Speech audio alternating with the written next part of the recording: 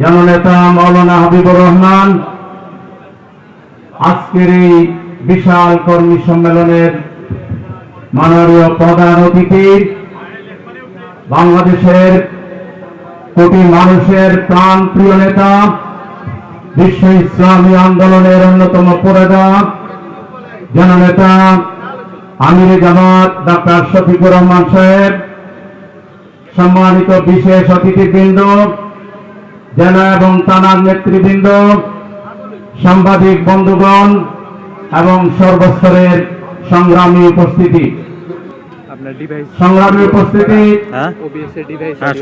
বিগত 53 বছরে দুটি বড় ঘটনা বাংলাদেশে ঘটে গিয়েছে, যা আমাদের জাতীয় জীবনে অভূতপূর্ব এবং অবিস্মরণীয় দুটি ঘটনা। একটি হল ৭১ আমরা 16ই ডিসেম্বর বিজয় অর্জন করলেও সেই বিজয়ের সুফল জাতি যেভাবে পাওয়া দরকার ছিল, তৎকালীন শাসকদের ভুল সিদ্ধান্ত, ভুল পথে রাজনীতিকে পরিচালিত করার কারণে আমরা সেই সুফল থেকে 53 বছর বঞ্চিত ছিলাম। কিন্তু 2024 সালের 5 আগস্টের বিপ্লবের মধ্য দিয়ে আমরা একই সাথে দুটি স্বাধীনতার সুফল পেতে শুরু করেছি। 71-এর পরে বাংলাদেশকে বিভাজিত করা হয়েছিল। বাংলাদেশে একটি গোষ্ঠী বাংলাদেশের সকল ক্ষমতাকে কুক্ষিগত করে বাংলাদেশের জাতির গাড়ে অবৈধভাবে তারা চেপে বসেছিল। আর বর্তমানে মহান আল্লাহ তাআলার শুকরিয়া আদায় করে আমাদের জাতিকে আল্লাহ তাআলা ঐক্যবদ্ধ করে দিয়েছেন।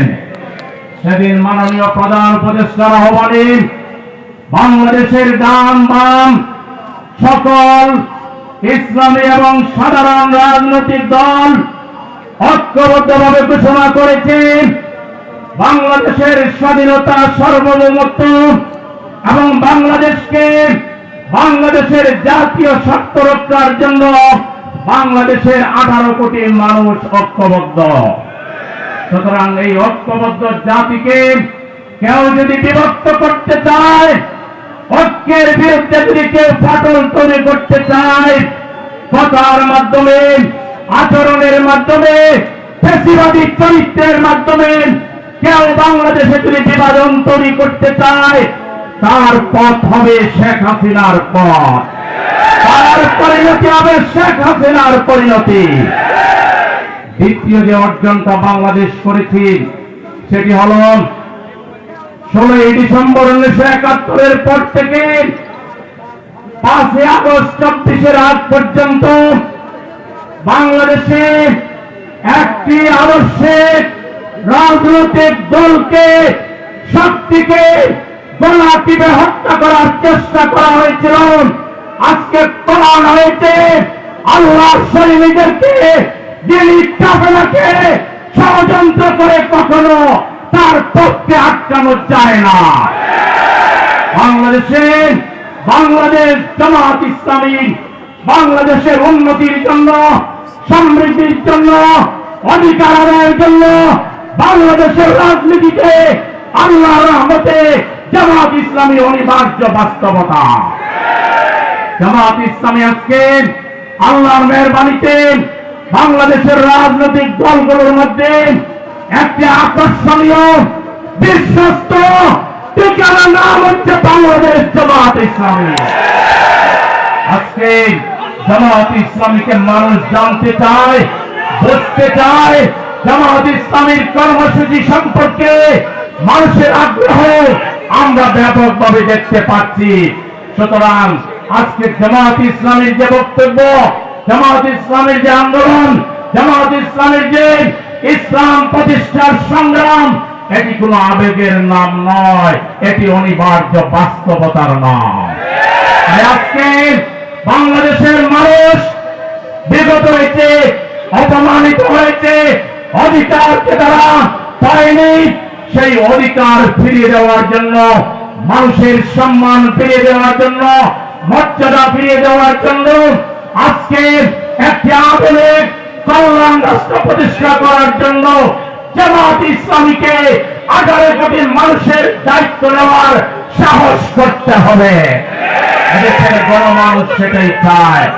আর সেটা যদি আমরা বাস্তবে রূপ দিতে চাই, তাহলে জামাতের কর্মীদেরকে জনগণের বন্ধু হতে হবে, জনগণের পাশে যেতে হবে, মানুষকে বেশি করে সালাম দিতে হবে, শুভেচ্ছা জানাতে হবে, মানুষের মনের কথা হৃদয় দিয়ে শুনতে হবে, মানুষের সমস্যা সমাধানে জামাতের কর্মীদেরকে অগ্রণী ভূমিকা পালন করতে হবে। সেজন্য এখন থেকে জামাতের কর্মীদের গঠন, পরিবার গঠনের পাশাপাশি জনগণের চুল গোড়ায় পড়ে থাকা, বারবার যাওয়া, আমাদের বিরুদ্ধে যে অপপ্রচার রয়েছে, মিথ্যাচার রয়েছে, বিভ্রান্তি রয়েছে, আমাদের চরিত্র দিয়ে দাওয়াতি কাজের মাধ্যমে, আদর্শ তুলে ধরার মাধ্যমে মানুষের মনে যে দ্বিধাদ্বন্দ্ব রয়েছে সেটা দূর করে মানুষকে চালান দিতে হবে। জামাত ইসলামী বাংলাদেশের মানুষের অধিকার দিতে পারবে, নারীর নিরাপত্তা দিতে পারবে, শিশুর অধিকার দিতে পারবে, বয়স্কদের অধিকার দিতে পারবে। বাংলাদেশের মানুষের নিরাপত্তা আল্লাহর মেহরবানিতে একমাত্র জামাত ইসলামের হাতেই নিরাপদ থাকবে। এই কথা বাংলাদেশের জনগণকে বিশ্বাসের সহিত, আস্থার সহিত জানান দেওয়ার জন্য আমাদেরকে আল্লাহর রসুলের সুন্নাহ অবলম্বন করে হুদায়বিয়ার সন্ধির পরে আল্লাহর রসুল 10 বছরের সন্ধি হয়েছিল, মাত্র 2 বছরে বিপ্লব করেছিলেন।